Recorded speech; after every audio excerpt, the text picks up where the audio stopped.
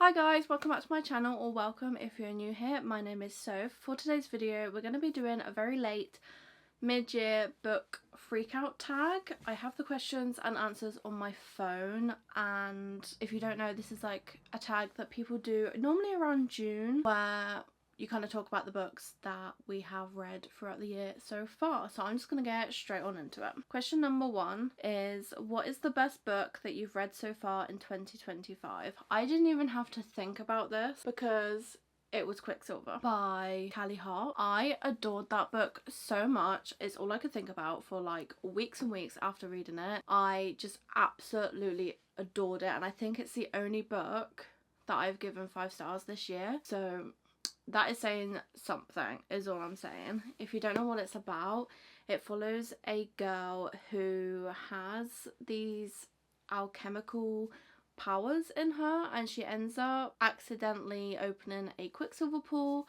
and being transported to another world. And then this whole thing ensues from there.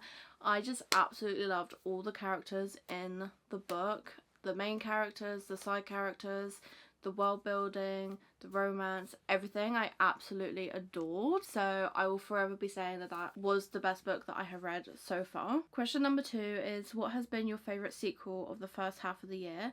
And again, this one was super easy. It is Rebel Witch by Kristen Ciccarelli, which is the second book to the Crimson Moth or the Heartless Hunter, depending where you are. Again, absolutely adored that book. I adored the first one, to be honest, so they both could have been on here, but I read the first one in 2024, and the Rebel Witch was just such a good sequel to the first book, and it really rounded off everything so nicely, and I just love the world and our characters in those books. You were just rooting for them like the whole way, and yeah, I just really enjoyed that book. Number 3 is there a new release that you haven't read yet but you're really excited to? My answer for this one is The Night and the Moth by Rachel Gillig, who wrote One Dark Window. I really loved One Dark Window, but Night and the Moth is just, I've heard nothing but good things about it. I've only read the blurb, I've not gone like too in depth about it, but it just seems so gothic and whimsical and all the vibes that I love, and I just feel like I'm really gonna love it.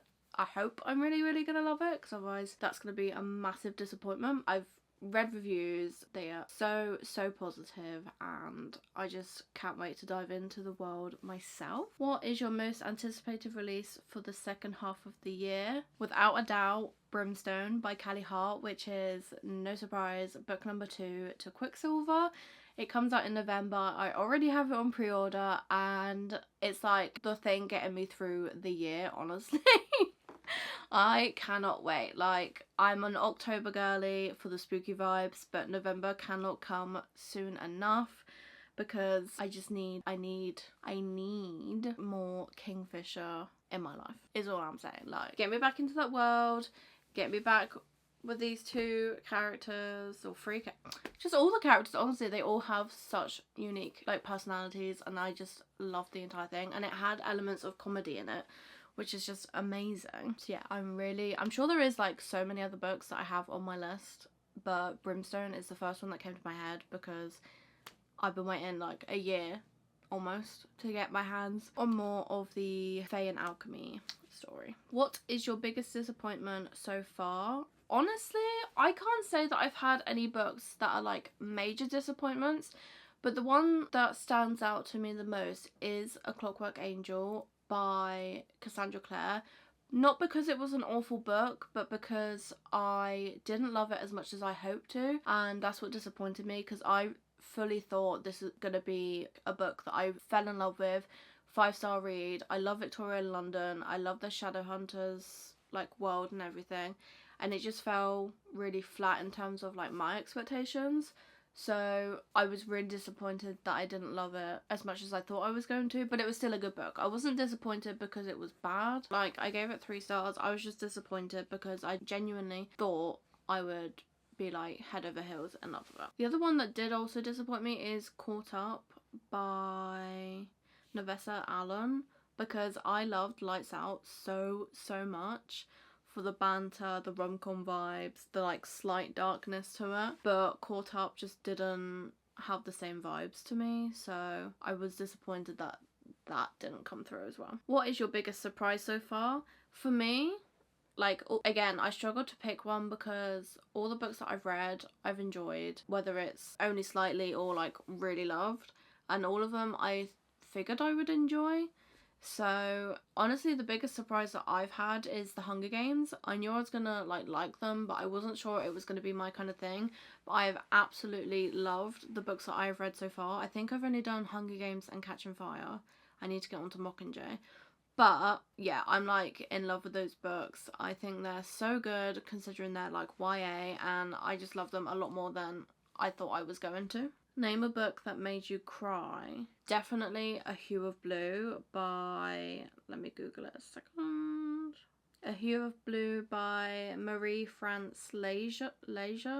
This is like an indie book. I saw it. It like randomly came up on my TikTok one day and I read it and oh my god, did I sob. I think I sobbed, one, because it was a sobbable story, but also because I related so hard to it that it really, really hit me in the feels. And yeah, I cried my eyes out at that book and I will never be ashamed to admit it. And I think it is one of my favourite books of this year purely because of how much it like really resonated with me. And then a book that made you happy, Lights Out by Navessa Allen. I had such a good time with that book. It was so funny, so lovable. I just really enjoyed every moment of them being together. And it is labelled as a dark romance, but I think it's on such a light scale compared to some dark romances. And honestly, it's just such a fun time. That book had me screaming, crying, giggling, kicking my feet, all the works. I absolutely love that book, and even like now thinking of it, I can't stop smiling. I just really enjoyed that book. And then the last question is, what books do you want to read by the end of the year? I have quite a few and I have listed some. So Night in the Moth I really want to read by the end of the year. I really want to read Rose and Chains by Julie Soto. I've heard really good things about that. That came in Fairy Loot last month, I believe. House of Flame and Shadow I really need to get read, so it would be nice to just wrap that up by the end of the year. I would love to read Metal Slinger. I can't remember who it's by, but it is on KU and I've heard such good things, and apparently it's got a really big plot twist at the end, which sounds fun. Heavenly Bodies, which I did actually start to read, but I put it down because I just wasn't like in the mood, but there was nothing wrong with it. And also When the Moon Hatched, but I've seen mixed reviews. Some people love it, some people hate it, so I'm not really sure. There are so many books I would love to read by the end of the year, but those are like definitely the ones that are higher up on my priority list. But yeah, that is my mid-year book freakout tag in August. Let me know some of your answers to these questions. I would love to hear from you, and I will see you in the next video. If you enjoyed this video, please give us a big thumbs up. It really, really helps. And don't forget to hit that subscribe button before you leave so you don't miss the next one. Bye guys!